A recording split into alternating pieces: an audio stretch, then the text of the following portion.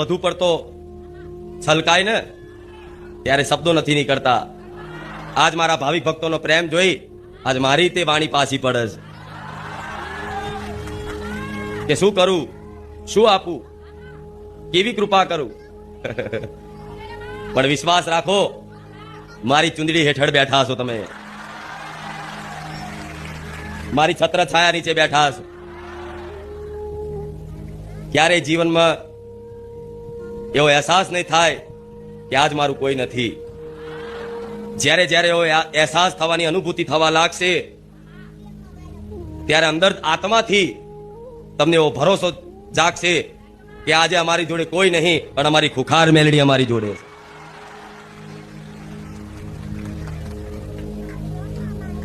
ધન્ય થઈ ગયા તમે બધાય.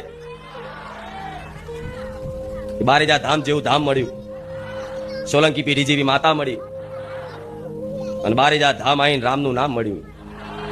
આનાથી દુર્લભ સંયોગ આ સંસારમાં કોઈ નથી. આનાથી સૌભાગ્યશાળી કદાચ કોઈ નહીં કહેવાય કે જેના આવા સમયગાળામાં, આવા કળિયુગના સમયગાળામાં ભગવાન માતાજી પ્રત્યે શ્રદ્ધા જાગી, વિશ્વાસ જાગ્યો, અને વિશ્વાસના ભરોસે આજે જીવન વ્યતીત કરો છો ને, તો જીવનમાં ચિંતા ના કરતા. દુઃખ આવશે, થોડું સુખય આવશે, પણ આ દુઃખ સુખમાં એક યાત્રા હશે. તો આ યાત્રામાં ક્યારે નિરાશા ના લાવતા, આટલું કહું છું.